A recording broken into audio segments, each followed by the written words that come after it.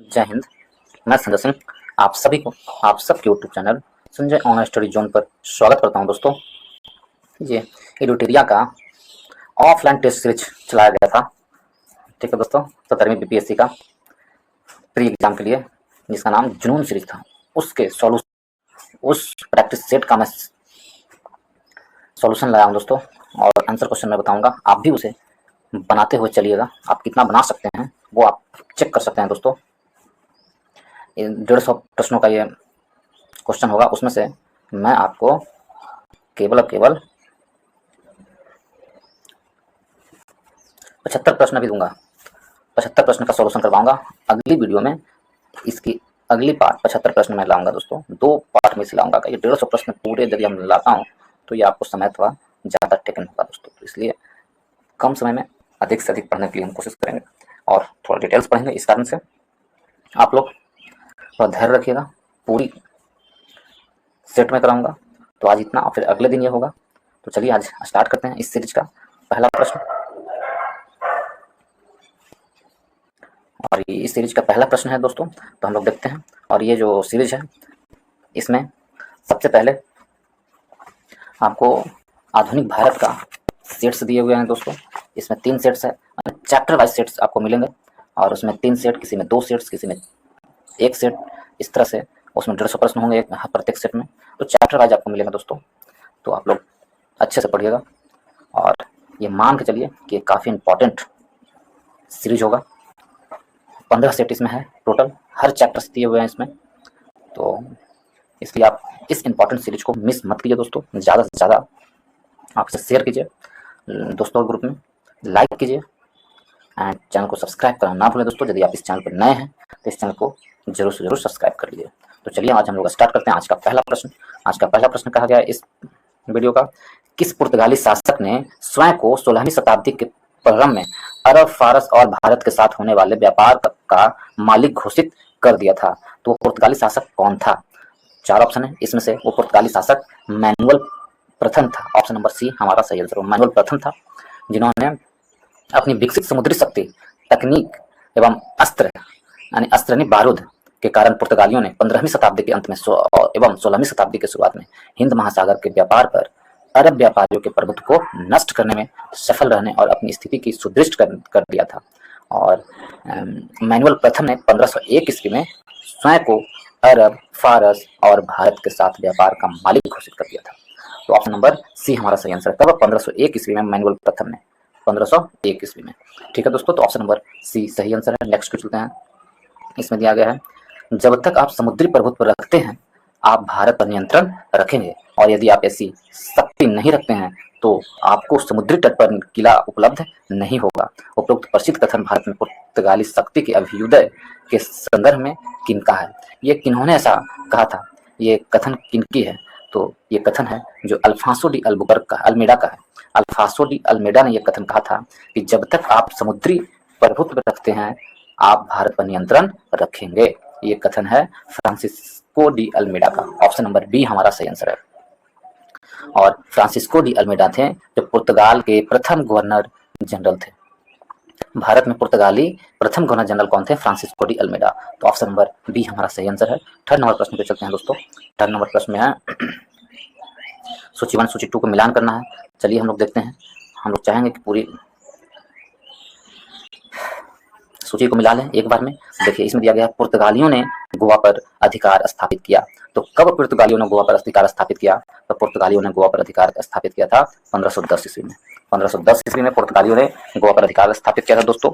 उसके बाद पुर्तगालियों ने अपना पहला दुर्ग कोचिन में स्थापित की थी। तो पुर्तगालियों ने कब अपना पहला दुर्ग कोचिन में स्थापित किया था? तो 1503 ईस्वी में पुर्तगालियों ने अपना पहला दुर्ग स्थापित किया था 1503 में कोचिन में। ठीक है, सी में है फ्रांसिस्को डी अल्मेडा को पुर्तगाली क्षेत्र के लिए भारत में प्रथम गवर्नर बनाया गया था। तो ये भी सही है। फ्रांसिस्को डी अल्मेडा को भारत में प्रथम गवर्नर बनाया गया था 1505 ईस्वी में। 1505 ईस्वी में प्रथम गवर्नर जनरल बनाए गए थे भारत में, किसको? फ्रांसिस्को डी अल्मेडा को। ठीक है। और उसके बाद डी में लिखा गया दोस्तों, पुर्तगालियों ने गोवा को अपनी राजधानी बनाया है। तो पुर्तगालियों ने गोवा को अपनी राजधानी 1530 ईस्वी में बनाया है। पुर्तगालियों ने गोवा को अपनी राजधानी कब बनाया? 1530 ईस्वी में। यदि इस प्रकार हम मैच करें दोस्तों, तो 1 का 3, 2 का 1 और सी का 2 और डी का 4। इस प्रकार से देखें तो 3 1 2 4 आंसर हमारा होगा। 3 1 2 4 किस में है दोस्तों? यदि हम देखें 3 1 2 4 ऑप्शन नंबर डी में है, तो ऑप्शन नंबर डी हमारा सही आंसर होगा। नेक्स्ट चलते हैं दोस्तों। नेक्स्ट में दिया गया है कि निम्नलिखित कथनों पर विचार कीजिए। पुर्तगालियों ने 1530 ईस्वी में भारत में अपना मुख्यालय कोचिन से गोवा स्थानांतरित कर दिया था। तो बिल्कुल सही। अभी हम लोग ने पढ़ा था कि पुर्तगालियों ने अपना जो मुख्यालय है कोचिन से कहाँ स्थानांतरित किया? गोवा में। कोचिन से गोवा में। तो ये कथन बिल्कुल सही है दोस्तों, ये बिल्कुल कथन सही है। और उस समय जो थे नीनो डी कुन्हा था, भारत में पुर्तगाली वायसराय कौन था? नीनो डी कुन्हा के समय में ये मुख्यालय का स्थानांतरण किया गया था। उस समय जो 1530 ईस्वी में स्थानांतरित हुआ था मुख्यालय, वो किसके समय में हुआ था? तो नूनो डी कुन्हा के समय में हुआ था दोस्तों। पुर्तगाली गवर्नर थे या वायसराय थे। ठीक है। तो आप कथन फर्स्ट सही है। कथन थर्ड में 2 में, तो 1530 ईस्वी में अल्फांसो डी अल्बुकर्क भारत में पुर्तगाली का वायसराय था। ये गलत है दोस्तों। अल्फांसो डी अल्बुकर्क था जो 1503 ईस्वी में, 1530 नहीं ना, 1505 ईस्वी में प्रथम पुर्तगाली गवर्नर बना था अल्फांसो डी अल्बुकर्क। तो 1530 नहीं, 1505 ईस्वी में बना था। तो ये गलत है कथन 2। कथन थर्ड देखिए, अल्फांसो डी अल्बुकर्क को भारत में पुर्तगाली शक्ति का वास्तविक संस्थापक माना जाता है। तो ये सही है। अल्फांसो डी अल्बुकर्क को भारत में पुर्तगाली गवर्नर का क्या कहते हैं? शक्ति माना जाता है। ये भी सही है। तो ये बिल्कुल सही है दोस्तों। अल्फांसो डी अल्बुकर्क को भारत में प्रथम पुर्तगाली शक्ति माना जाता है। और ये जो दिया गया है 1530 ईस्वी में अल्फांसो डी अल्बुकर्क भारत के पुर्तगाली वायसराय था, ये गलत है। ये दूसरा वायसराय था, प्रथम नहीं दूसरा था। ठीक है। अल्फांसो डी अल्बुकर्क था जो दूसरा वायसराय था। 1505 ईस्वी में इसे बनाया गया था, पुर्तगाल का दूसरा वायसराय। ठीक है। 1505 से देखिए दोस्तों, अल्फांसो डी अल्बुकर्क है जिसका कार्यकाल 1509 से लेकर के था। 1509 में अल्फांसो डी अल्मेडा था जिसने 1505 ईस्वी में उसे पुर्तगाली वायसराय, प्रथम पुर्तगाली वायसराय बनाया गया था। और ये दूसरा पुर्तगाली वायसराय था अल्फांसो डी अल्बुकर्क जो 1509 में बनाया गया था। तो ये गलत है। और थर्ड नंबर जो कथन वो सही, अल्फांसो डी अल्बुकर्क को भारत में पुर्तगाली शक्ति का वास्तविक संस्थापक माना जाता है। ये कथन थर्ड सही है। कथन फर्स्ट में देखते हैं, अल्फांसो डी अल्बुकर्क ने ब्लू वाटर पॉलिसी की नीति अपनाया था। ये गलत है। अल्फांसो डी अल्बुकर्क ने ब्लू वाटर पॉलिसी नहीं अपनाया था। अल्फांसो डी अल्मीडा ने ब्लू वाटर की पॉलिसी अपनाया था। किसने? अल्फांसो डी अल्मीडा ने अपनाया था। तो कथन 4 भी गलत है। तो कौन सी कथन सही है? तो 1 और 3, कथन 1 और 3 सही है। तो ऑप्शन नंबर सी हमारा सही होगा। नेक्स्ट क्वेश्चन चलते हैं दोस्तों। डचों की व्यापारिक संस्था क्या कहलाती थी? तो डचों की जो व्यापारिक संस्था हुआ करती था उसे क्या कहते थे? उसे वॉक कहते थे, VOC या वॉक। डचों की व्यापारिक संस्था को वॉक कहते थे। डच को व्यापारिक संस्था क्या कहते हैं? वॉक। डच संयुक्त कंपनी कहा जाता था इसे। क्या कहते थे? डच संयुक्त कंपनी। और मार्च 1602 ईस्वी में इस कंपनी की स्थापना हुई थी। डच संसद द्वारा पारित उद्घोषणा से की गई थी। इसकी स्थापना 1602 ईस्वी में हुई थी डच कंपनी को। और यह एक नवीन प्रकार की संस्था थी और इसके द्वारा डचों को पुर्तगालियों की व्यापारिक सत्ता को कमजोर करने में काफी मदद मिली थी। तो ऑप्शन नंबर ए हमारा सही आंसर है। नेक्स्ट पे चलते हैं दोस्तों। निम्नलिखित घटनाओं को काल अनुक्रम सही क्रम में बताइए। तो देखिए सही क्रम यदि हम इसको सजाएं तो देखिए तीसरा आंग्ल डच युद्ध हुआ था 1672 से लेकर के 1674 के बीच में। तीसरा आंग्ल डच युद्ध और अंग्रेजों को मुगल व्यापारिक फरमान। तो इसमें देखिए बेदरा का युद्ध यदि हम देखें तो 1760 ईस्वी में या 1759 ईस्वी में बेदरा का युद्ध। ठीक है। और अंग्रेजों को मुगल व्यापारिक फरमान जो जिसे मैग्ना कार्टा कहते हैं वो 1717 में हुआ था दोस्तों। 1717 में। तो ये क्या हो जाएगा? 1717 में हुआ था तो सबसे पहले हो जाएगा तीसरा आंग्ल डच युद्ध, फिर हो जाएगा अंग्रेजों के मुगल व्यापारिक फरमान, उसके बाद बेदरा का युद्ध। तो 1-3-2 ऑप्शन नंबर डी हमारा सही आंसर है। 1-3-2 ऑप्शन नंबर डी सही आंसर है। 7 नंबर प्रश्न में देखते हैं कथन 1 कथन 2 को। ठीक है। सर थॉमस रो ब्रिटिश सम्राट का दूत बनकर जहांगीर के दरबार में 1615 ईस्वी में उपस्थित हुआ। तो सर थॉमस रो जो ब्रिटिश सम्राट था वो कब दूत बनकर आया था? तो 1615 ईस्वी में। क्या यह कथन सही है? तो कथन ए सही है। सर थॉमस रो ब्रिटिश सम्राट का दूत बनकर जहांगीर के दरबार में 1615 ईस्वी में उपस्थित हुआ था। कथन एक सही है। वह मुगल सम्राट जहांगीर के साथ वाणिज्य संधि करने में सफल रहा। तो मुगल सम्राट के साथ वाणिज्य सफल रहा, तो ये गलत है, तो आर गलत है और ए सही है। यदि इस प्रकार देखें तो इसमें कथन है ए सही है परंतु आर गलत है। ऑप्शन नंबर सी हमारा सही आंसर है। ऑप्शन नंबर सी गलत सही आंसर है, ए सही है परंतु आर गलत है। देखिए, सन 1615 ईस्वी में सर थॉमस रो को ब्रिटिश सम्राट जेम्स प्रथम के द्वारा मुगल सम्राट जहांगीर के दरबार में वाणिज्य संधि करने के उद्देश्य से दूत बनाकर भेजा गया था। वह 1619 ईस्वी तक जहांगीर के दरबार में रहा। यद्यपि वह मुगल सम्राट के साथ वाणिज्य संधि करने में असफल रहा था, सफलता नहीं प्राप्त हुई थी, उसको असफलता प्राप्त हुई थी। तो इस प्रकार ऑप्शन नंबर सी हमारा सही आंसर होगा। तो नेक्स्ट को चलते हैं दोस्तों।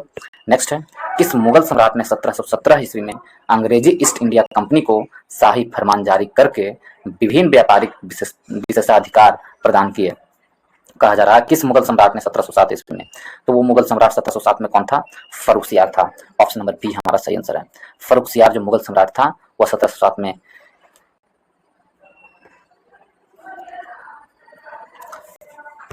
मुगल सम्राट फर्रुखसियार थे।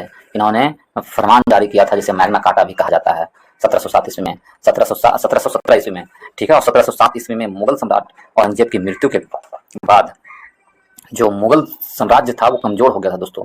इसी स्थिति का लाभ उठाते हुए 1707 ईस्वी में जॉन सरमैन की अध्यक्षता में एक अंग्रेजी व्यापारी शिष्टमंडल मुगल सम्राट फर्रुखसियार से एक फरमान प्राप्त करने में सफल रहा। इस फरमान के द्वारा फर्रुखसियार ने अंग्रेजी ईस्ट इंडिया कंपनी को अनेक व्यापारिक विशेषाधिकार प्रदान किए।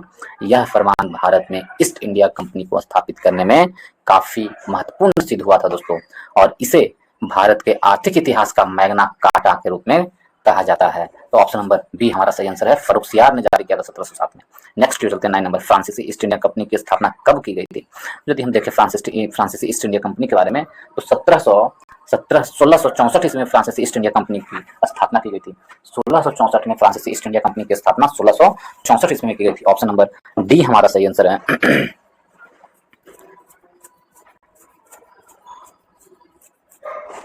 और 17वीं शताब्दी के में फ्रांसीसियों का मेडागास्कर क्षेत्र जो अफ्रीका के पूर्वी भाग में समुद्र में स्थित एक द्वीप है, वहां पर व्यवस्था थी।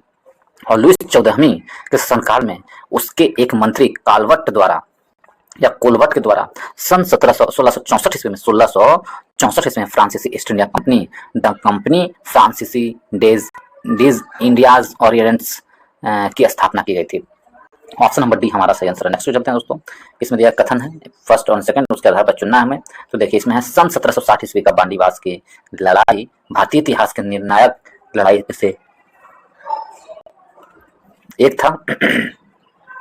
सही बात है, वांडीवास की लड़ाई जो था निर्णायक लड़ाइयों में से एक था, और वांडीवास की लड़ाई ने भारत में फ्रांसीसी कंपनी को भविष्य का अंत कर दिया था। ए और आर दोनों सही है, और आर है जो ए की सही व्याख्या करती है। तो ऑप्शन नंबर ए हमारा सही आंसर है।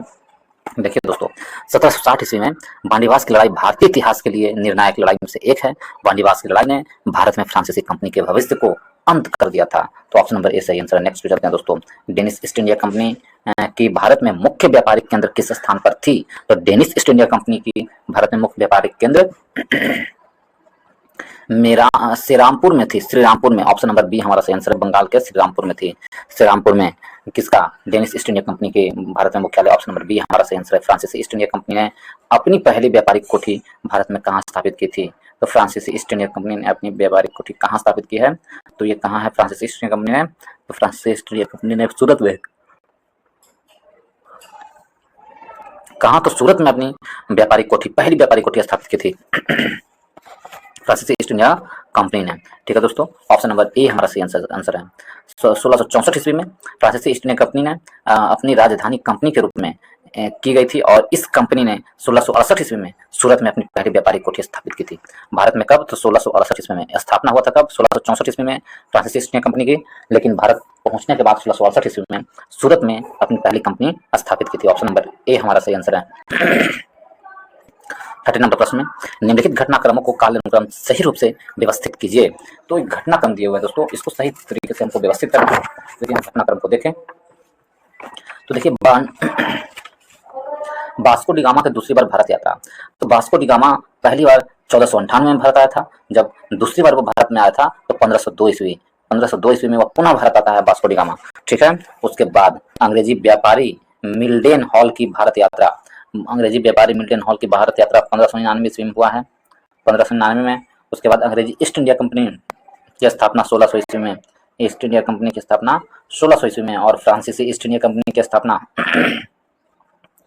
1664 ईस्वी में। फ्रांसीसी ईस्ट इंडिया कंपनी की स्थापना और डेनिश ईस्ट इंडिया कंपनी की स्थापना हुआ था 1616 ईस्वी में। डेनिश ईस्ट इंडिया कंपनी की स्थापना कब हुआ था? 1616 ईस्वी में। तो इस तरह यदि हम क्रमबद्ध सजाएंगे दोस्तों, तो सबसे पहले होगा 1502, दूसरी बार वास्को डी गामा आया था। उसके बाद अंग्रेजी व्यापारी मिल्डेन हॉल की भारत यात्रा।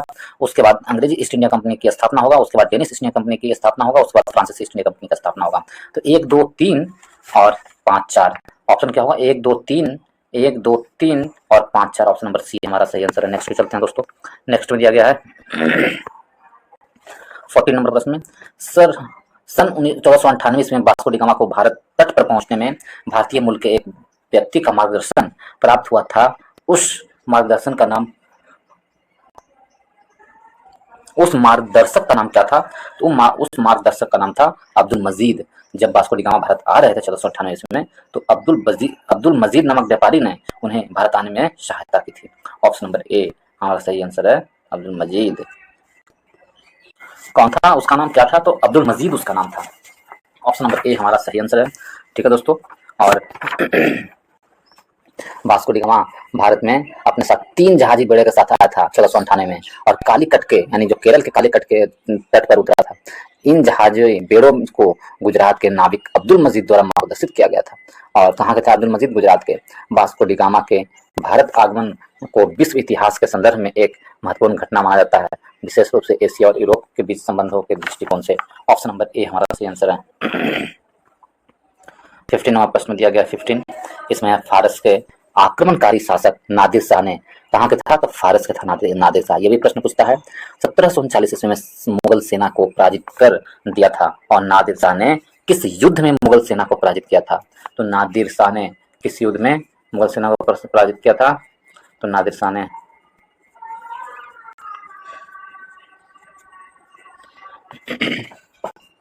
किस मुगल सेना को पराजित किया था? तो कौन से स्थान पर? उस मुगल सेना का नाम क्या था? वो प्रश्न पूछा गया है। तो ये जो था करनाल के युद्ध में नादिर शाह ने मुगल सेना को पराजित किया था। तो ऑप्शन नंबर किस युद्ध में? तो करनाल के युद्ध में। ऑप्शन नंबर ए हमारा सही आंसर है। परवर्ती मुगल शासकों 1707 ईस्वी के बाद के मुगल शासक को परवर्ती मुगल शासक कहते हैं। परिवर्ती मुगल शासक किसे कहते हैं? तो 1707 के बाद वाला जो मुगल शासक था वो प्रवर्ती मुगल शासक कहते हैं, और औरंगजेब की मृत्यु के बाद वाला जो मुगल शासक था उसके बारे में कहा गया है। ठीक है। बाह्य आक्रमण के रूप में गंभीर चुनौतियों का भी सामना करना पड़ा, और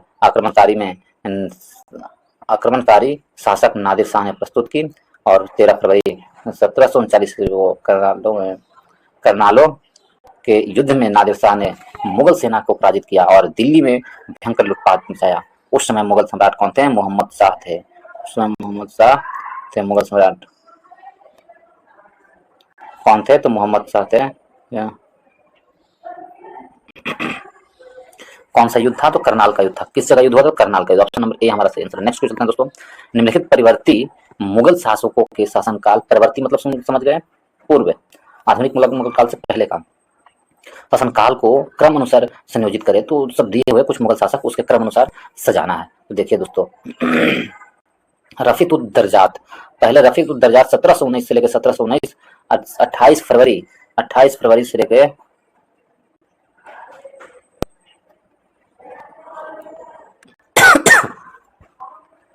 6 जून तक कौन थे? रफीक उद दरजात थे मुगल शासक। फिर उसके बाद 6 जून से लेकर के 17 सितंबर 1919 तक, रुकोगे? कब? रफी उद्दौला का था, जो रफी उद्दौला था। उसके बाद क्या हम लोग आगे देखेंगे? उसके बाद आया था आपको अहमद शाह बहादुर। अहमद शाह 1748 से 1754 ईस्वी तक। अहमद शाह 1748 से 1754 ईस्वी तक, 1754 ईस्वी तक। ठीक है। तो आलमगीर नेक्स्ट पे चलते हैं आगे। इसमें है आलमगीर द्वितीय 1754 से 1759 तक। आलमगीर कब था? 1754 से 1700, ये था 1700 बहादुर शाह, अहमद शाह बहादुर जो था 1748 से लेकर के 1754 ईस्वी तक, 1754 ईस्वी तक। और ये जो हो गया आलमगीर द्वितीय 1754 से लेकर के 1759 तक। तो इस प्रकार यदि हम देखें तो ऑप्शन क्या होगा मेरा दोस्तों? तो ऑप्शन यदि हम देखें, सजाने के लिए हम देखेंगे तो ऑप्शन नंबर सी हमारा सही आंसर होगा, C B D A. Next क्यों चलते हैं। नेक्स्ट में दिया गया है निम्नलिखित में से किस शासक को साहेब बेखबर की उपाधि प्रदान की गई है? साहेब बेखबर कौन था? किस शासक को कहा जाता था? तो साहेब बेखबर बहादुर शाह प्रथम को कहा जाता था। साहेब बेखबर ऑप्शन नंबर बी हमारा सही आंसर है। किसे कहते हैं? बहादुर शाह को साहेब बेखबर, बहादुर शाह प्रथम को साहेब बेखबर को क्या कहते हैं? बहादुर शाह प्रथम को क्या कहते हैं? साहेब बेखबर कहते हैं। साहेब बेखबर बहादुर शाह प्रथम को कहते हैं। ठीक है दोस्तों, तो ऑप्शन नंबर बी हमारा सही आंसर है दोस्तों। इसका जो कार्यकाल था बहादुर शाह प्रथम का 1707 से 1712 ईस्वी में। और ठीक है, ऑप्शन नंबर बी हमारा सही आंसर। औपचारिक रूप से मुगल साम्राज्य का अंत कब हुआ? औपचारिक रूप से मुगल सम्राट का अंत कब हुआ, यह प्रश्न पूछा गया है।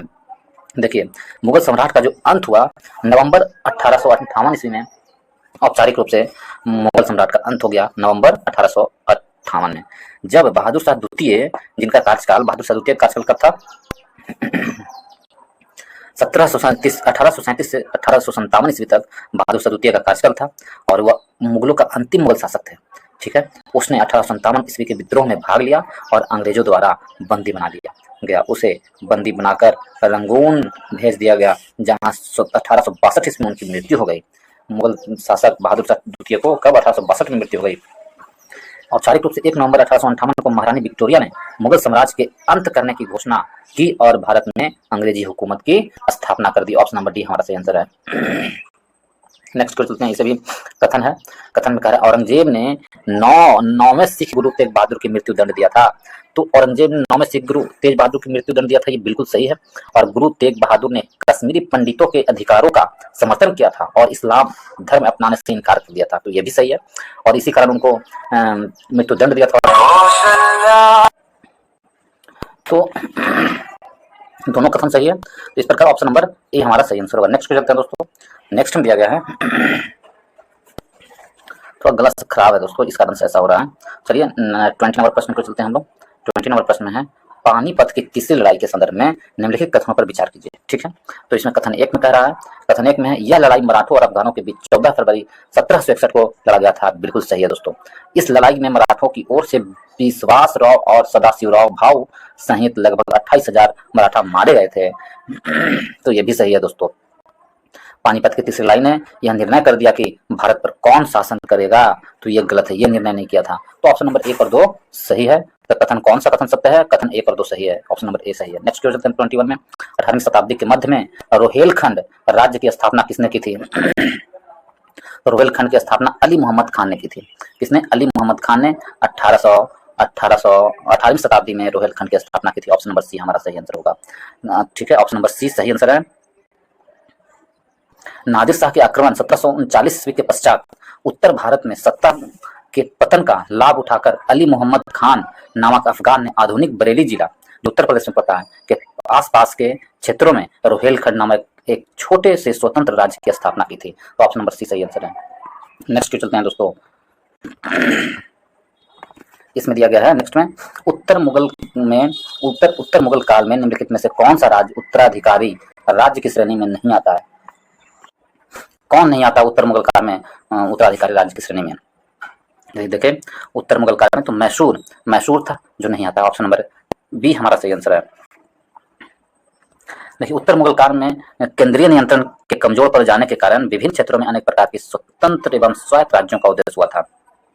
इसमें से उत्तराधिकारी राज्य था, स्वतंत्र राज्य था तथा मुगलों के विद्रोहियों द्वारा स्थापित नए राज्य थे। ठीक है, ऑप्शन नंबर बी मैसूर नहीं था। नेक्स्ट चलते हैं दोस्तों। मैचिंग करना है हमको, तो मैच करना इसमें क्या है? इसमें है बंगाल। बंगाल क्या है? तो बंगाल में मुर्शिद कुली खां था। सही मिलान करें तो बंगाल में कौन था? मुर्शिद कुली खां बंगाल में था। ठीक है, बंगाल में मुर्शिद कुली खां था। अवध में कौन था? अवध में शहादत खां, जिसे बुरहान मुल्क कहते हैं। अवध का शहादत खां है बुरहान मुल्क। हैदराबाद में कौन था? तो हैदराबाद में हैदर अली था। हैदर अली हैदराबाद में, और मैसूर में निजामुल मुल्क था। सॉरी, हैदराबाद में कौन था? सॉरी, देखिए, मुर्शिद कुली खां बंगाल में, अवध में सआदत खां जिसे बुरहानुल मुल्क भी कहते हैं, और हैदराबाद में निजामुल मुल्क था, और मैसूर में हैदर अली था। हैदर अली मैसूर में, जो टीपू सुल्तान के पिताजी थे। तो ऑप्शन क्या आंसर होगा दोस्तों? तो 3-2-1, 3-2-4-1, 3-2-4-1, ऑप्शन नंबर बी हमारा सही आंसर है। नेक्स्ट चलते हैं दोस्तों। पंजाब के प्रसिद्ध शासक महाराजा रंजीत सिंह का संबंध किस सिख मिसल से था? तो पंजाब के प्रसिद्ध शासक महाराजा रंजीत सिंह का जो संबंध था सुगर चकिया मिसल से था दोस्तों। ऑप्शन नंबर ए हमारा सही आंसर है। 19वीं शताब्दी में पंजाब के एक शक्तिशाली और सुदृढ़ राज्य स्थापित करने में महाराजा रंजीत सिंह का महत्वपूर्ण योगदान था दोस्तों। उनके छोटे छोटे समुदायों में विभक्त थे, और रंजीत सिंह ने उन समुदायों में एकता स्थापित की करने तथा एक सुदृढ़ राज्य स्थापित करने के लिए संधियों का सहारा लिया।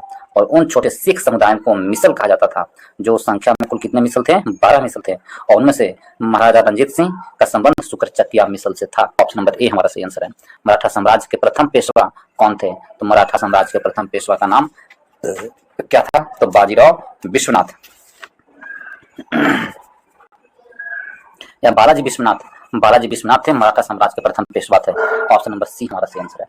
ऑप्शन नंबर सी सही आंसर है। कौन? तो बालाजी विश्वनाथ थे, मराठा साम्राज्य के प्रथम पेशवा। ऑप्शन नंबर सी सही आंसर है। ठीक है दोस्तों, बालाजी विश्वनाथ 1730 से लेकर 1720 ईस्वी तक उन्हें पेशवा नियुक्त किया गया था। शिवाजी के पौत्र साहू द्वारा नियुक्त किया गया था। शिवाजी के पौत्र साहू के द्वारा नियुक्त किया गया था प्रथम पेशवा के रूप में बालाजी विश्वनाथ को।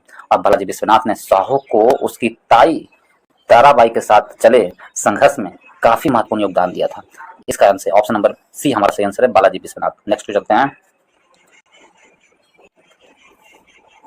लखनऊ स्थित बड़ा इमाम बाड़ा का निर्माण किसने करवाया था? तो लखनऊ स्थित बड़ा इमाम बाड़ा का निर्माण अशरफ उद दौला ने करवाया था। ऑप्शन नंबर सी हमारा सही आंसर है। लखनऊ में स्थित बड़ा इमाम बाड़ा का निर्माण किसने करवाया था? Ashraf ud Daula. Option number C सही आंसर है। परवर्ती मुगल शासन के पश्चात पतनशील अवस्था में दिल्ली में कला, स्थापत्य एवं साहित्य के संरक्षण के अभाव में क्षेत्रीय राज्य कला के नवीन केंद्र के रूप में उभरे। इसी क्रम में अवध के नवाब अशरफ उद दौला ने 1784 में लखनऊ में प्रसिद्ध बड़ा इमाम बाड़ा, जो मुहर्रम त्योहार मनाने के लिए एक भवन है, का निर्माण करवाया था। किसने? अशरफ उद दौला। वो कौन था? अवध के नवाब था। ऑप्शन नंबर सी हमारा सही आंसर है। नेक्स्ट चलते हैं दोस्तों। राजा मार्तंड वर्मा का संबंध 18वीं शताब्दी के किस क्षेत्रीय राज्य से था? तो राजा मार्तंड वर्मा का जो 18वीं शताब्दी के किस क्षेत्र से था? त्रावणकोर से था। ऑप्शन नंबर सी हमारा सही आंसर है। राजा मार्तंड वर्मा त्रावणकोर से थे। 1729 ईस्वी के पश्चात त्रावणकोर तब महत्वपूर्ण होता चला गया जब इसके राजा मार्तंड वर्मा ने पश्चिम तर्ज पर परिष्कृत और आधुनिक हथियारों से सुसज्जित आधुनिक सेना की मदद से डचों को केरल क्षेत्र से बाहर कर दिया था। ऑप्शन नंबर सी सही आंसर है। अंग्रेजी ईस्ट इंडिया कंपनी और बंगाल के नवाब के बीच किस वर्ष अलीनगर की संधि संपन्न हुई थी? अलीनगर की संधि के बारे में कहा गया, तो ये जो अलीनगर का संधि हुआ था 1757 ईस्वी में हुआ था। ऑप्शन नंबर बी हमारा सही आंसर है। प्लासी के युद्ध से पहले बंगाल के नवाब सिराजुद्दौला और ईस्ट इंडिया कंपनी के बीच फरवरी 1757 में अलीनगर की संधि की गई थी। यह संधि अंग्रेजों द्वारा कलकत्ता पर पुनः अधिकार कर लेने के बाद की गई थी। ठीक है, तो ऑप्शन नंबर बी हमारा सही आंसर है। नेक्स्ट चलते हैं दोस्तों, तो आप फास्ट करते हैं। बंगाल के निम्नलिखित नवाबों का शासन क्रम वो सुव्यवस्थित करना है दोस्तों। ये देखिए, बंगाल में सबसे पहला शासक कौन था? तो मुर्शिद कुली खां। 1700 ईस्वी से लेकर के 27 तक रहा था मुर्शिद कुली खां बंगाल के नवाब के रूप में।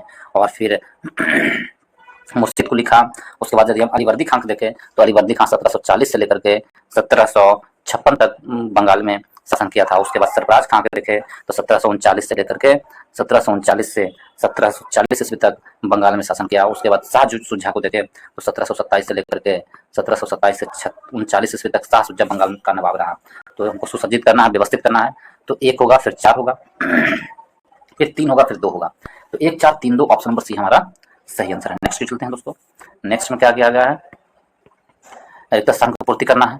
तब बंगाल का इतिहास नवाब से अंग्रेजों को राजनीतिक सत्ता के क्रम में हस्तांतरित का इतिहास है। तो कब का? 1757 से लेकर 1757 से लेकर 1765 का काल। ठीक है, ऑप्शन नंबर बी हमारा सही हो जाएगा। नेक्स्ट चलते हैं दोस्तों। प्लासी का युद्ध के संबंध में निम्नलिखित कथनों पर विचार कीजिए। ठीक है, तो क्या होगा प्लासी के युद्ध के समय में? तो इसमें हम प्लासी का युद्ध 23 जून 1757 को लड़ा गया था। तो ये तो भाई गलत है, क्योंकि प्लासी का युद्ध जो था 23 दिसंबर 1757 में लड़ा गया था, ठीक है ना, कि 23 जून को। तो ये कथन गलत है। दूसरा, यह युद्ध अंग्रेजी ईस्ट इंडिया कंपनी और बंगाल के नवाब सिराजुद्दौला के बीच लड़ा गया था। ये कथन सही है। कथन 2 सही है। कथन 2 सही है। कथन 3 में इस युद्ध के बाद 24 परगना की कोई जिम्मेदारी भी ईस्ट इंडिया कंपनी को प्राप्त हुई। तो कथन 3 भी सही है। तो इस प्रकार 2 और 3 सही है। कौन सा असत्य है? कथन 1 असत्य है। तो हमसे पूछा कथन सही कौन है? 2, 3। ऑप्शन नंबर सी सही आंसर है। नेक्स्ट चलते हैं दोस्तों। नेक्स्ट में 32 नंबर प्रश्न में दिया गया है, निम्नलिखित में से किसने अपनी राजधानी मुर्शिदाबाद से मुंगेर स्थानांतरित की थी? तो मुर्शिदाबाद से मुंगेर अपनी राजधानी मीर कासिम ने किया था। ऑप्शन नंबर ए हमारा सही आंसर है। मुर्शिदाबाद से मुंगेर। 1760 ईस्वी में अंग्रेजों ने मीर जाफर को बंगाल के नवाब से के पद से हटा करके मीर कासिम को, जो मीर जाफर के दामाद था, उसको बंगाल का नवाब बनाया। और मीर कासिम ने अलीवर्दी खां के उत्तराधिकारी में सबसे योग्य था मीर कासिम, और अंग्रेजों की चाल से भलीभांति परिचित था। अतः उसने अपनी राजधानी मुर्शिदाबाद से मुंगेर स्थानांतरित कर दी। ऑप्शन नंबर ए हमारा सही आंसर है। नेक्स्ट क्वेश्चन दोस्तों, बंगाल में द्वैत शासन को स्थापित करने वाले और द्वैत शासन को अंत करने वाले गवर्नर कौन थे? तो देखिए, द्वैत शासन को स्थापित करने वाले थे रॉबर्ट क्लाइव और अंत करने वाले थे Warren Hasting. Option number B हमारा सही आंसर है। ऑप्शन नंबर बी सही आंसर है। द्वैत शासन को लागू करने वाला गवर्नर रॉबर्ट क्लाइव थे और द्वैत शासन को अंत करने वाले गवर्नर वॉरेन हेस्टिंग थे। ऑप्शन नंबर बी हमारा सही आंसर। नेक्स्ट चलते हैं दोस्तों, 34 नंबर प्रश्न में, द्वितीय आंग्ल मैसूर युद्ध कब लड़ा गया था? यदि हम इसे देखें दोस्तों, द्वितीय आंग्ल मैसूर युद्ध के बारे में, तो कब हुआ था? 1780 से लेकर 1784 ईस्वी में द्वितीय आंग्ल मैसूर युद्ध लड़ा गया था। कब? 1780 से लेकर 1784 में द्वितीय आंग्ल मैसूर युद्ध लड़ा गया था। यदि आपसे पूछे प्रथम आंग्ल मैसूर युद्ध, तो प्रथम आंग्ल मैसूर युद्ध 1767 से लेकर 1769 ईस्वी तक प्रथम आंग्ल मैसूर युद्ध लड़ा गया था। तृतीय आंग्ल मैसूर युद्ध 1790 से 1792 तक तीसरी आंग्ल मैसूर युद्ध लड़ा गया था दोस्तों, जबकि चतुर्थ आंग्ल मैसूर युद्ध 1799 में लड़ा गया था, जिसमें टीपू सुल्तान की मृत्यु हुई थी। और द्वितीय आंग्ल मैसूर में हैदर अली की मृत्यु हुई थी 1782 ईस्वी में। चलते हैं दोस्तों, इसका आंसर क्या होगा? इसका आंसर होगा ऑप्शन नंबर सी सही आंसर होगा। ठीक है, नेक्स्ट क्वेश्चन, इसमें निम्नलिखित में से बंगाल के किस गवर्नर जनरल को मार्क्सिस्ट की उपाधि प्रदान की गई थी? कौन से गवर्नर जनरल को मार्क्सिस्ट की उपाधि प्रदान की थी? तो ऑर्थर ब्लेजली को। ऑप्शन नंबर डी हमारा सही आंसर। नेक्स्ट देखते हैं, कथन एक कथन को मिलान करना है। टीपू सुल्तान विज्ञान का प्रौद्योगिकी का महान संरक्षक था। ये बिल्कुल कथन सही है। उसे खगोल विज्ञान की गहरी जानकारी थी। ये कथन गलत है। तो कथन ए सही है, परंतु कथन आर गलत है। इस प्रकार ऑप्शन नंबर सी सही आंसर है। नेक्स्ट चलते हैं दोस्तों, टीपू सुल्तान ने जैकोबिन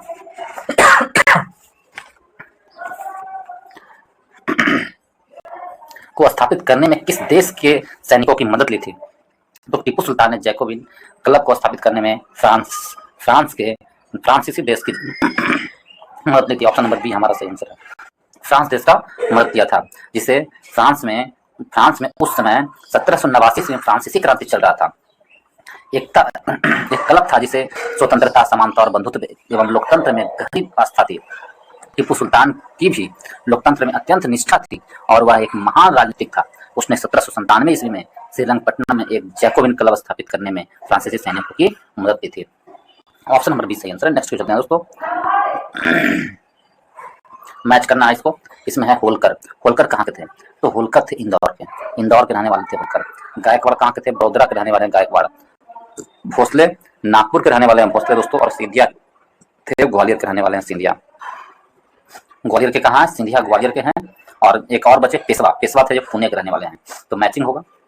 देखिए, होलकर इंदौर, गायकवाड़ बड़ोदरा और भोसले नागपुर, सिंधिया ग्वालियर। यदि मैच करेंगे 4 3 2 1 आंसर होगा दोस्तों। हम लोग मिलाते हैं कहाँ पर आंसर है।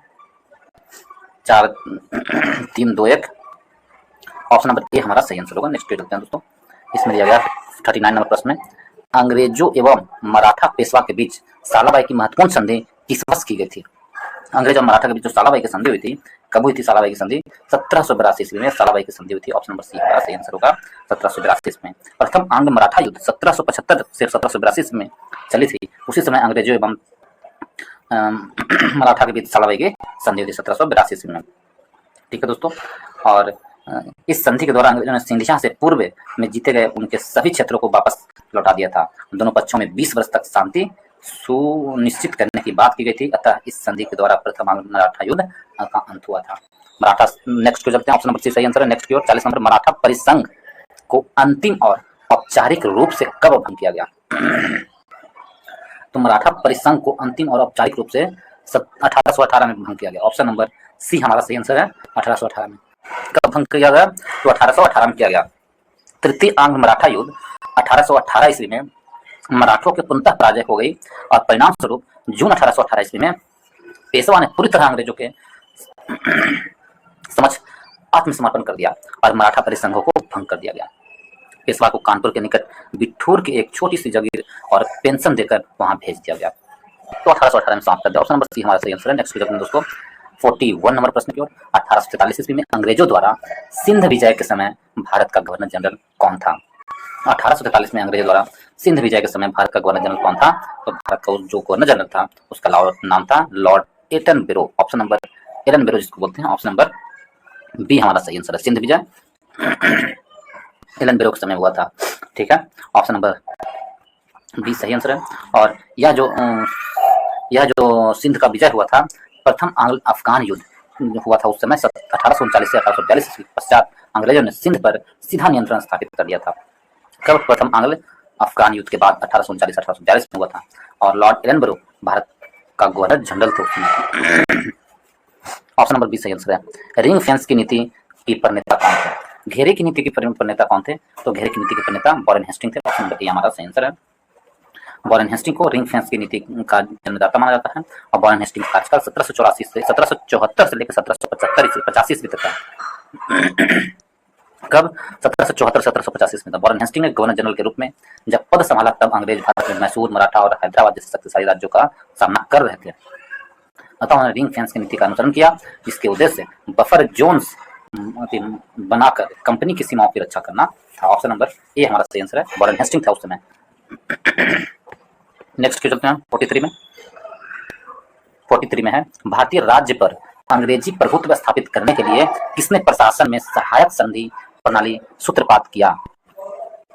किसने किया था ये? तो लॉर्ड वेलेस्ली ने किया था। ऑप्शन नंबर सी हमारा सही आंसर है। नेक्स्ट चलते हैं दोस्तों। इसमें दिया गया है कि कालानुक्रम से जाना है तो हैदराबाद कब हुआ था?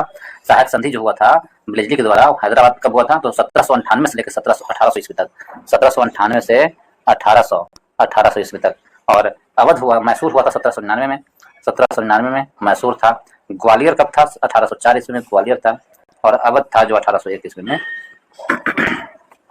यदि कालानुक्रम करें तो हैदराबाद, उसके बाद अवध, हैदराबाद, उसके बाद मैसूर, उसके बाद अवध, उसके बाद ग्वालियर। तो इस प्रकार 1 2 3 4 ऑप्शन सही आंसर है। इस प्रकार ऑप्शन नंबर ए हमारा सही आंसर होगा। नेक्स्ट क्वेश्चन, आंग्ल नेपाल युद्ध का अंत किस संधि के द्वारा किया गया? या किस संधि के द्वारा हुआ था आंग्ल नेपाल युद्ध का अंत? तो सुगौली की संधि के द्वारा आंग्ल नेपाल युद्ध का अंत कर दिया गया था। सुगौली की संधि 1814 से 1816 ईस्वी तक हुआ था। इस संघर्ष को समाप्ति मार्च 1816 ईस्वी में सुगौली की संधि के साथ हुई थी। ऑप्शन नंबर सी हमारा सही आंसर है। नेक्स्ट क्वेश्चन चलते हैं दोस्तों। ये भी मैच करना है, हम लोग मैच करने की कोशिश करेंगे इससे। इसमें दिया गया है सतारा कब डॉक्ट्रिन ऑफ लेफ्ट की नीति का क्या हुआ था? व्यापक सिद्धांत का शिकार हुआ था सतारा। तो इस सिद्धांत का जनक कौन थे? तो डलहौजी थे। 1848 से 1856 ईस्वी तक डलहौजी का कार्यकाल था। तो सतारा था। तो 1848 ईस्वी में सबसे पहले सतारा को क्या किया गया था? हड़प नीति से हड़पा गया था। फिर उसके बाद जयपुर को 1849 ईस्वी में, उसके बाद झांसी को 1853 ईस्वी में और नागपुर को 1854 ईस्वी में। इस प्रकार आंसर क्या होगा? 1 2 3 4। ऑप्शन नंबर ए हमारा सही आंसर है। 47 नंबर प्रश्न में चलते हैं दोस्तों। अंग्रेजी हुकूमत के खिलाफ होने वाले नागरिक विद्रोह के संदर्भ में निम्नलिखित कथनों पर विचार कीजिए। तो इसमें कथन है, तो कौन सा कथन सही है वो हमसे पूछा जा रहा है। कौन सा विशेषताओं में शामिल नहीं है, कौन सी विशेषता शामिल नहीं है? देखिए, नागरिक विद्रोह के नेता प्रगतिशील विचारों वाले थे, ये गलत है। नागरिक विद्रोह स्थानीय कारणों एवं समस्याओं के परिणाम थे, ये भी सही है। और सभी नागरिक विद्रोह स्थान एवं काल के संदर्भ में अलग अलग होते हुए भी प्राकृतिक से लगभग एक समान थे, ये भी सही है। तो यदि हम देखें 1 और 3 सही है, 1 और 3 सही है। तो सॉरी 2 और 3 सही है। हमसे पूछा कौन सही नहीं, तो ऑप्शन नंबर ए सही नहीं है। तो इसका आंसर ऑप्शन नंबर ए हमारा सही आंसर होगा। नेक्स्ट क्वेश्चन है दोस्तों। बंकिम चंद्र चट्टोपाध्याय द्वारा रचित प्रसिद्ध बंगला उपन्यास आनंद मठ से किस नागरिक विद्रोह के बारे में सूचना प्राप्त होती है? तो आनंद मठ से सन्यासी विद्रोह के बारे में सूचना प्राप्त होती है। किसके बारे में? तो सन्यासी विद्रोह के बारे में सूचना प्राप्त होती है। ऑप्शन नंबर सी हमारा सही आंसर है दोस्तों। सन्यासी विद्रोह के बारे में हम देखेंगे तो इसमें जो सन्यासी विद्रोह के बारे में दिया गया है वो आपको 1763 ईस्वी से 1820 ईस्वी तक का कार्यकाल चला था, जो सन्यासी विद्रोह में था। ठीक है। और उसी समय बंकिम चंद्र चटर्जी के उपाध्याय के बारे में उपाध्याय के रचित बंगला उपन्यास में आनंद मठ में ये चर्चित किया गया। ऑप्शन नंबर सी हमारा सही आंसर है। किस क्षेत्र में? पाइका विद्रोह 1817 ईस्वी में हुआ था। जो यदि पाइका विद्रोह के बारे में देखें दोस्तों, तो पाइका विद्रोह हुआ था जो उड़ीसा में हुआ था। ऑप्शन नंबर बी हमारा सही answer, Orissa. Option number B सही आंसर है। पाइका विद्रोह 1817 ईस्वी में हुआ था। नेक्स्ट को चलते हैं दोस्तों, नेक्स्ट को चलते हैं। इसमें दिया गया है कि सूरत के नमक विद्रोह की घटना कब घटित हुई थी? सूरत की जो नमक विद्रोह का घटना हुआ था 1844 ईस्वी में सूरत के नमक विद्रोह का घटना हुआ था। और यह भावना का विस्फोट सूरत के स्थानीय लोगों द्वारा 1844 ईस्वी में उस समय उठ खड़ा हुआ जब नमक कर को 50 पैसे से बढ़ाकर 1 रुपये कर दिया गया था। जन विद्रोह को देखते हुए सरकार ने नमक पर अतिरिक्त कर वापस ले लिए। तो अब क्या होगा आंसर? 1844 ईस्वी में नमक कर का विद्रोह हुआ था 1844 में। ऑप्शन नंबर सी सही आंसर है। मैच करना है दोस्तों, यदि इसको मैच करते हैं तो इसमें क्या होगा कि बघेरा, इसे मैच करें तो बघेरा का युद्ध कब हुआ था? देखिए बघेरा का युद्ध है जो 1818 से लेकर 1820 ईस्वी में बड़ौदा गुजरात में हुआ था। बघेरा का युद्ध कब? 1818 से 20 में कहाँ? गुजरात में। अहोम विद्रोह 1828 ईस्वी में हुआ था दोस्तों। अहोम विद्रोह 1828 में। पोलीगार 1895 से 1795 से पोलीगार विद्रोह 1795 से 1805 में हुआ था। और नील विद्रोह है जो आपको कब हुआ था? 1859 से 60 ईस्वी में। तो इस तरह मैचिंग करेंगे तो 2 3 1 4 ऑप्शन नंबर बी हमारा सही आंसर है। दिख रहा है दोस्तों, ऑप्शन नंबर बी सही आंसर है। 2 3 1 4 ऑप्शन नंबर बी सही आंसर है। नेक्स्ट प्रश्न चलते हैं। भावी आंदोलन 1830 से 61 ईस्वी तक का मुख्य केंद्र कहाँ था? भावी आंदोलन का मुख्य केंद्र कहाँ था? ये प्रश्न पूछा गया। तो भावी आंदोलन का जो मुख्य केंद्र था वो लाहौर में था। ऑप्शन नंबर डी हमारा सही आंसर है। ऑप्शन नंबर सॉरी दोस्तों, भावी आंदोलन का मुख्य केंद्र था जो पटना में था। कहाँ? पटना में भावी आंदोलन का मुख्य केंद्र था। ऑप्शन नंबर बी हमारा सही आंसर है। निम्नलिखित कथनों पर विचार कीजिए। कथन दिए हुए हैं उस पर विचार करना है। देखिए, दीवान बेलूथम्पी का विद्रोह 1808 से 9 ईस्वी में अंग्रेजी ईस्ट इंडिया कंपनी के विरुद्ध होने वाला एक महत्वपूर्ण नागरिक विद्रोह था। तो इसके बारे में दिया गया है। तो ये बिल्कुल सही था। यह विद्रोह बड़ौदा रियासत में अंग्रेजी ईस्ट इंडिया कंपनी के हस्तक्षेप का परिणाम था। ये गलत दिया हुआ था। इसका ऑप्शन नंबर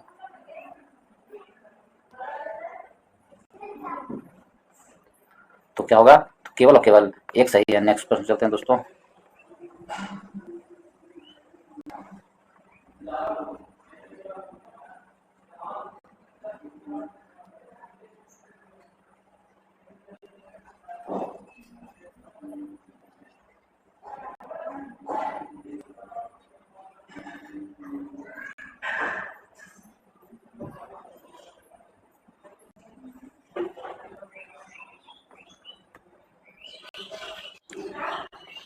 ठीक है दोस्तों, तो इसका क्या आंसर होगा? 53 का।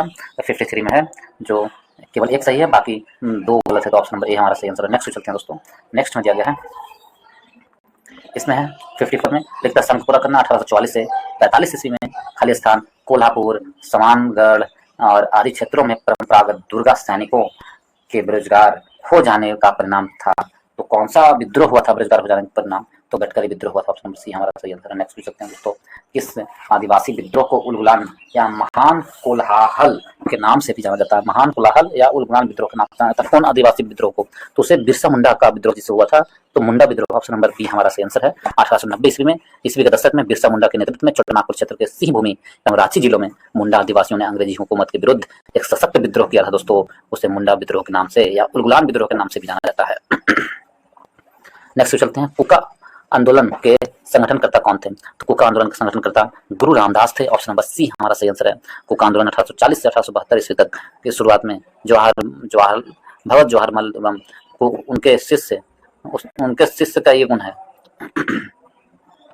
तो ऑप्शन नंबर ए हमारा सही आंसर। नेक्स्ट चलते हैं दोस्तों, मैचिंग करना है। मैचिंग कोल विद्रोह कब हुआ था? तो कोल विद्रोह हुआ था 1831 ईस्वी में। कोल विद्रोह हुआ था दोस्तों 1831 में कोल विद्रोह। तमार विद्रोह हुआ था कब? 1798 ईस्वी में तमार विद्रोह हुआ था। सफाहोर विद्रोह कब हुआ था? 1871 ईस्वी में। 1833 ईस्वी में सफाहोर विद्रोह हुआ था। सफाहोर विद्रोह तो कौन होगा? भूमिज विद्रोह कब होता है? 1871 ईस्वी में भूमिज विद्रोह हुआ था। इस प्रकार यदि हम देखें सफाहोर विद्रोह 1833 में, तो मैचिंग में देखें तो ऑप्शन क्या हो जाएगा? Option 2 1 4 3 option number 2 1 4 3 option number B हमारा सही आंसर। नेक्स्ट कर सकते हैं दोस्तों, फराजी कौन थे? हाजी शहरियातुल्लाह के अनुयायी थे। फराजी शहरियातुल्लाह कौन थे? अनुयायी थे। ऑप्शन नंबर बी सही आंसर है। मैच करना है दोस्तों, नारकेल वेरियम।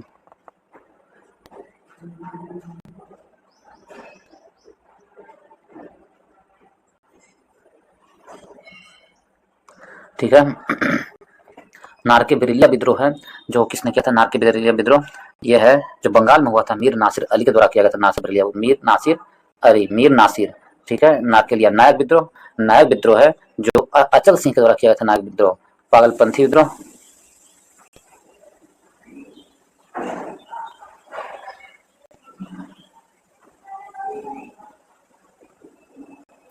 ठीक है। इसके बाद पागलपंथी विद्रोह कब हुआ था, करम शाह। पागलपंथी विद्रोह के नेता कौन थे, करम शाह थे, पागलपंथी के करम शाह थे। और अहोम विद्रोह गोमधर कुंवर, अहोम विद्रोह गोमधर कुंवर। तो ऑप्शन क्या होगा, 3-4-1-2, 3-4-1-2, 3-4-1-2, 3-4-1-2, 3-4-1-2, ऑप्शन नंबर सी हमारा सही आंसर होगा। नेक्स्ट पे चलते हैं दोस्तों। नेक्स्ट में है, थोड़ा लंबा तो होगा दोस्तों, थोड़ी ज़्यादा प्रश्न है। निम्नलिखित विद्रोह में से उनके नायकों के संबंध में विचार कीजिए। रामोसी विद्रोह, तो रामोसी विद्रोह जो था वो उसके नायक कौन थे, इसके बारे में पूछ रहा है। तो रामोसी विद्रोह के जो नायक थे चित्तूर सिंह से, ये बिल्कुल सही है। खासी विद्रोह, खासी विद्रोह के नायक तीरथ सिंह एवं तिरोत सिंह थे, ये भी सही है। सफाहोर विद्रोह के नेता दशरथ मांझी थे, ये गलत है। इस प्रकार ऑप्शन 1 और 2 सही है। नेक्स्ट पे चलते हैं दोस्तों। नेक्स्ट में दिया गया है कि उपयुक्त विकल्प के आधार पर सही उत्तर का चयन करें। ठीक है, सन 1857 इसमें ब्रिटिश ईस्ट इंडिया कंपनी के विरुद्ध एक सशक्त विद्रोह खड़ा किया गया और ब्रिटिश विस्तारवादी नीतियों, आर्थिक शोषण और विभिन्न वर्षों में प्रशासनिक अवोन्वेषण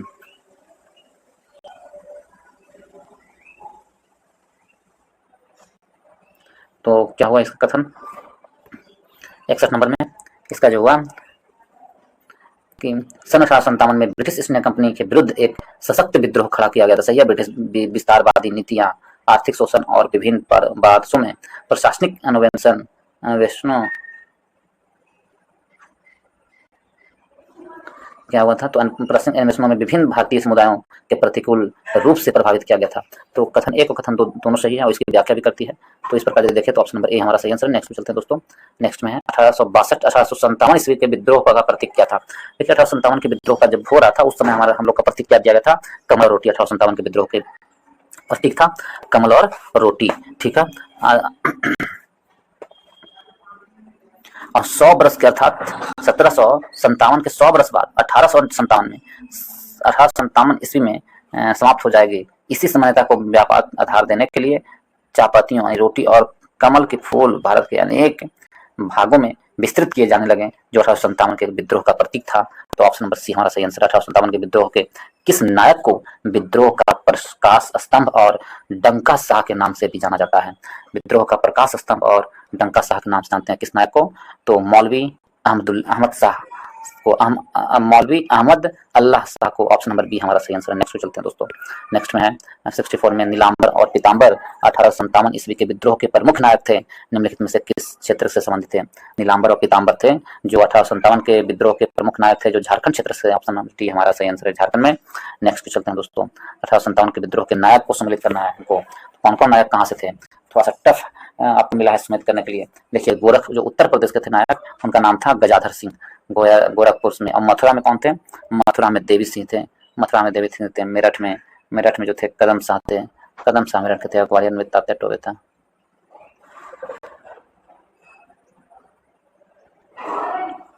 तो हम मैच करेंगे तो क्या आंसर होगा दोस्तों, 3-4-2-1, 3-4-2-1, ठीक है। तो ऑप्शन क्या होगा आंसर, 3-4-2-1, ऑप्शन नंबर बी हमारा सही आंसर। नेक्स्ट पे चलते हैं दोस्तों।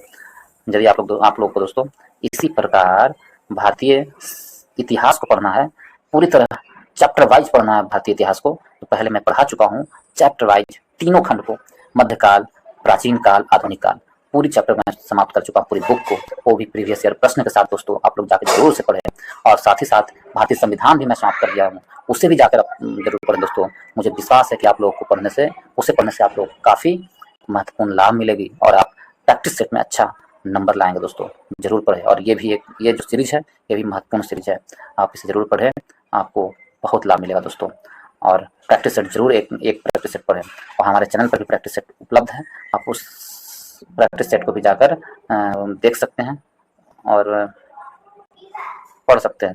तो ठीक है, यदि आपको पसंद आता है दोस्तों तो वीडियो को लाइक करें, दोस्तों ग्रुप में शेयर करें। यदि आप चैनल पर नए हैं तो चैनल को सब्सक्राइब करना भूलें दोस्तों, ज़्यादा से ज़्यादा लोगों के पास शेयर करें और चैनल को सब्सक्राइब कर लें। तो चलिए आगे की ओर चलते हैं। 1857 का विद्रोह सचेत संयोग से उपजा एक राष्ट्रीय विद्रोह था। उपरोक्त कथन किनका है? यह कथन किनका है कि यह एक राष्ट्रीय विद्रोह था? बेंजामिन डिज़रायली का यह कथन था। ऑप्शन नंबर ए हमारा सही आंसर है। वह विद्रोहियों के बीच एकमात्र पुरुषत्व या पौरुष जिसको बोलते हैं वाली महिला थी। झांसी की रानी की वीरता के संदर्भ में उपरोक्त कथन किसने कहा था? तो झांसी की रानी की वीरता को देखते हुए यह जो कथन था वो हीरोज ने कहा था। ऑप्शन नंबर ए हमारा सही आंसर है। 1857 ईस्वी की क्रांति की शुरुआत कहाँ हुई थी? तो 1857 ईस्वी की क्रांति की शुरुआत हुई थी वो आपको मेरठ हुई थी। 1857 क्रांति की शुरुआत, ऑप्शन नंबर बी हमारा सही आंसर है। नेक्स्ट हो जाते हैं दोस्तों। 1857 की क्रांति के नायक मंगल पांडे को कब फांसी की सजा दी गई थी? 1857 की क्रांति के नायक मंगल पांडे को कब? तो उन्हें 8 अप्रैल 1857 में फांसी दी गई थी। कब? 8 अप्रैल 1857 में दी गई थी। ऑप्शन नंबर बी हमारा सही आंसर है। बनारस क्षेत्र में 1857 ईस्वी की क्रांति का दमन करने वाले अंग्रेज सैन्य कमांडर कौन थे? बनारस क्षेत्र में जो अंग्रेज सैन्य कमांडर थे, किसने बनारस क्षेत्र को दमन किया था? तो उस कमांडर का नाम था कर्नल जेम्स नील। ऑप्शन नंबर सी हमारा सही आंसर है। नेक्स्ट चलते हैं दोस्तों। 71 नंबर प्रश्न में 1857 ईस्वी की क्रांति की देशव्यापी शुरुआत के लिए कौन सी तिथि को निर्धारित किया गया था? तो 1857 क्रांति की देशव्यापी शुरुआत के लिए 31 मई 1857 की तिथि स्थापित की शुरुआत की गई थी। ऑप्शन नंबर डी हमारा सही आंसर है। 31 मई 1857 की तिथि। श्वेत क्रांति विद्रोह व्हाइट इम्यूनिटी का क्या तात्पर्य है? तो श्वेत क्रांति विद्रोह व्हाइट इम्यूनिटी का तात्पर्य है ईस्ट इंडिया कंपनी के ब्रिटिश सैनिकों का विद्रोह। ईस्ट इंडिया कंपनी के ब्रिटिश सैनिकों का विद्रोह। ऑप्शन नंबर ए हमारा सही आंसर है। नेक्स्ट चलते हैं दोस्तों। 73 नंबर प्रश्न में 1857 के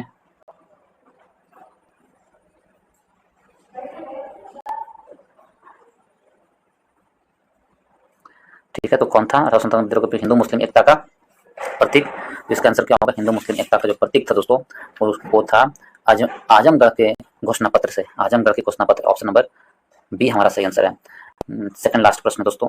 19वीं शताब्दी में के सामाजिक आर्थिक सुधार आंदोलन के कारण भारत का आधुनिकीकरण हुआ। ठीक है, और सामाजिक आर्थिक आंदोलन के जड़ में बुद्धिवाद, मानवतावाद तथा वैज्ञानिक दृष्टिकोण जैसे विचार थे जो आधुनिकता के आधार माने जाते हैं। तो आधुनिकता के क्या माने जाते हैं? आधार माने जाते हैं। तो ये कथन दोनों सही है और आर है जो एक की व्याख्या भी करती है। तो ऑप्शन नंबर ए हमारा सही आंसर है। नेक्स्ट को चलते हैं दोस्तों। नेक्स्ट में दिया गया है, नेक्स्ट में है, और यह इस वीडियो का लास्ट प्रश्न होगा दोस्तों। इसके बाद अगला 75 प्रश्न मैं लाऊंगा जो 76 से स्टार्ट होगा अगले वीडियो में, और 150 प्रश्नों का एक प्रैक्टिस सेट है। ये आधुनिक भारत का प्रैक्टिस सेट ला रहे हैं दोस्तों। इसमें 3 प्रैक्टिस सेट दिए हुए हैं इस बुक में आधुनिक भारत से संबंधित। तो मैं 6 वीडियो लाऊंगा 75 करके, ताकि ज़्यादा से ज़्यादा मैं प्रश्न थोड़ा उसे विस्तार कर सकूँ दोस्तों। इस कारण से नहीं तो पढ़ने के लिए मैं इसे 1 घंटे में पढ़ सकता हूँ। ठीक है, तो आगे देखते हैं हम लोग लास्ट प्रश्न को। भारत में 19वीं शताब्दी के सुधार आंदोलन की 2 धाराएं थी। पहली सुधारवादी आंदोलन और दूसरा कौन थी? पहली सुधारवादी आंदोलन और दूसरा पुनर्जागरणवादी आंदोलन था। कौन? पुनर्जागरणवादी आंदोलन। ऑप्शन नंबर सी हमारा सही आंसर होगा। दूसरा था पुनर्जागरणवादी आंदोलन। ऑप्शन नंबर सी हमारा सही आंसर है। इसके साथ ही इस वीडियो को समाप्त करते हैं दोस्तों। यदि आप लोगों को अच्छा लगा हो तो वीडियो को लाइक करें और चैनल को खूब शेयर कीजिए। इस चैनल को, इस वीडियो को अपने प्लेटफॉर्म, अपने जितने भी दोस्तों के ग्रुप हैं, एजुकेशनल प्लेटफॉर्म है, सभी पर शेयर कीजिए दोस्तों। और चैनल को लाइक और वीडियो को लाइक कर दें। यदि आप इस चैनल पर नए हैं तो जरूर से जरूर सब्सक्राइब करें। सब्सक्राइब करना ना भूलें दोस्तों। इसके साथ ही इस वीडियो को समाप्त करते हैं। इस वीडियो को देखने के लिए बहुत बहुत धन्यवाद।